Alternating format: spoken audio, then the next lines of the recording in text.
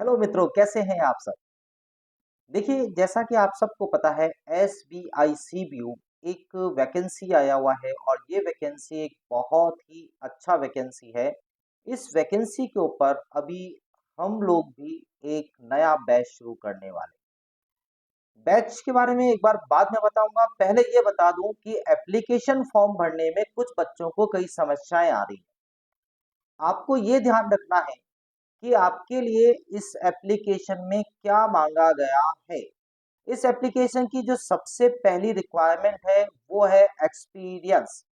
आप में से कुछ बच्चों के पास एक्सपीरियंस कुछ मिसलीनियस टाइप के हो सकते हैं, लेकिन कितनी वैकेंसी है, क्या है, ये सब आप ऑलरेडी देख चुके हो, इसकी मुझे बताने की आवश्यकता नहीं है। मेन जो चीज मैं आपको बताने के लिए यहाँ आया हूँ वो ये वाला कॉलम है। इस कॉलम को अगर आप गौर से देख रहे हो तो इस कॉलम को गौर से देखिए। इस कॉलम के अंदर ये बताया गया है कि आपके पास एक्सपीरियंस 2 साल का होना चाहिए। अब 2 साल कौन सा, एक्चुअल में कुछ बच्चों ने, मान लीजिए, एसबीआई जनरल इंश्योरेंस में काम किया है, but SBI general insurance is a NBFC, तो एनबीएफसी का एक्सपीरियंस यहाँ काउंट नहीं किया जाएगा। यहाँ पर सिर्फ शेड्यूल कॉमर्शियल बैंक्स का ही एक्सपीरियंस होगा। और शेड्यूल कॉमर्शियल बैंक्स किसे कहते हैं? One of the SBI, but SBI के एक्सपीरियंस को, किसी भी प्रकार का एसबीआई का एक्सपीरियंस काउंटेड नहीं। यानी जो व्यक्ति अभी एसबीआई में जॉब कर रहा है वो व्यक्ति सीबीओ के लिए अप्लाई नहीं कर सकता। सेकंड नंबर पे आते हैं ऑल नेशनलाइज बैंक। जितने भी नेशनलाइज बैंक जिसमें अगर कोई स्टूडेंट पीओ के रूप में काम कर रहा है और 2 साल उसे हो गए हैं तो यस, वो अप्लाई कर सकता है, उसका 2 साल का एक्सपीरियंस माना जाएगा।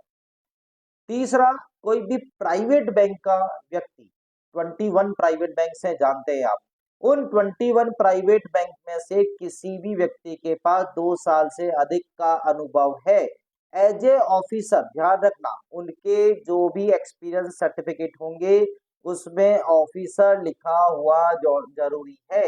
अगर ऑफिसर लिखा हुआ नहीं है तो वो मान्य नहीं होगा, इसलिए ये चीज ध्यान रखना।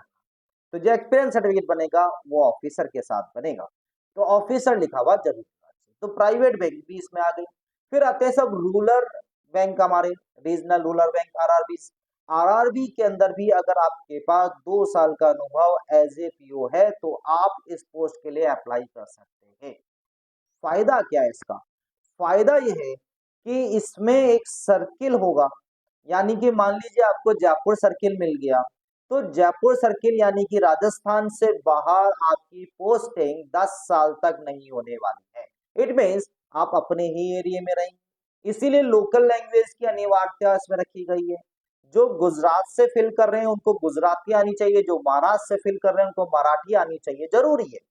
इसलिए क्योंकि ये लोकल ही चाहिए, ऐसा व्यक्ति चाहिए जो उसी एरिया से बिलोंग करता हो और ट्रांसफर की बात ही ना करे और उस एरिया की समझ रखता हो, उस एरिया के अंदर पोटेंशियल क्लाइंट्स के पास पहुंचने की उसके पास शक्ति हो।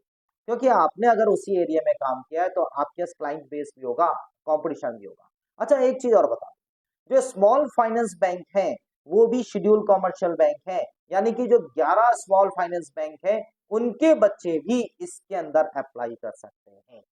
वो भी ध्यान रखना, ऑफिसर पोस्ट की होनी चाहिए। तो सारे डॉक्यूमेंट अगर आपके पास प्रॉपर हैं तो आप इस एक्सपीरियंस के बेस पे जो मैंने आपको यहाँ बताया, इसके बेस पर आप इसको अप्लाई कर सकते हैं। अब इसके अंदर एक और समस्या जो ऊपर इसमें लिखी हुई है, आपने देखा हो, तो candidate working with subsidiary schedule commercial bank will not be eligible. इसका मतलब ये हो गया कि भैया जो लोग अभी एट प्रेजेंट किसी भी सब्सिडरीज में काम कर रहे हैं तो वो एलिजिबल नहीं है। इसमें एक क्वेश्चन मेरे पास आया था कि भाई हम एसबीआई लाइफ इंश्योरेंस में काम करते हैं, तो क्या एसबीआई लाइफ इंश्योरेंस का व्यक्ति इसमें अप्लाई कर सकता है? नो, वो नहीं कर सकता, क्योंकि वो एक्सपीरियंस काउंट नहीं होगा।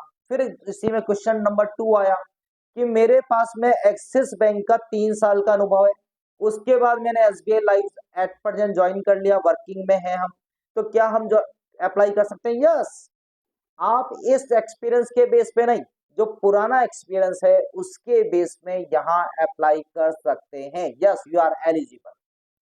ऐसी कोई भी समस्या आपके पास हो, मेरा नंबर डिस्क्रिप्शन में दिया हुआ है। आप मुझे कॉल कर सकते हैं, मुझसे बात कर सकते हैं, मुझे व्हाट्सएप कर सकते हैं, आपको समाधान दूंगा। एप्लीकेशन फॉर्म फिल कीजिए और तैयार रहिए।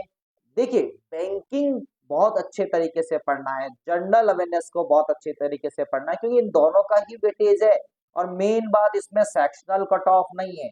अब सेक्शनल कट ऑफ जहां नहीं होती है ना, वहां सबसे बढ़िया चीज है कि फटाफट आप कोई सा जो आपको समझ में आ रहा वही कर डालो, उसका फायदा मिल जाता है। देखो, ये यहाँ पर लिखा हुआ है कि इसके अंदर there will be no sectional qualifying marks. यानी कि अगर आपने बैंकिंग में 40 में 40 ला दिए और जनरल अवेयरनेस इकोनॉमिक्स में 30 में से 30 ला दिए, तो भैया बल्ले बल्ले हो गई आपकी। और इंग्लिश में थोड़ा बहुत तो करके ही आऊंगे, इतना तो अपन है ही नहीं कमजोर, कुछ तो करेंगे ही। तो इसलिए ये जरूरी है कि आप दोनों सब्जेक्ट को बहुत अच्छे तरीके से कर लें।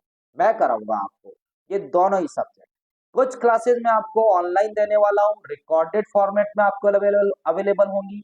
कुछ क्लासेस ऐसी होंगी जो कि आपको लाइव मिलने वाली है।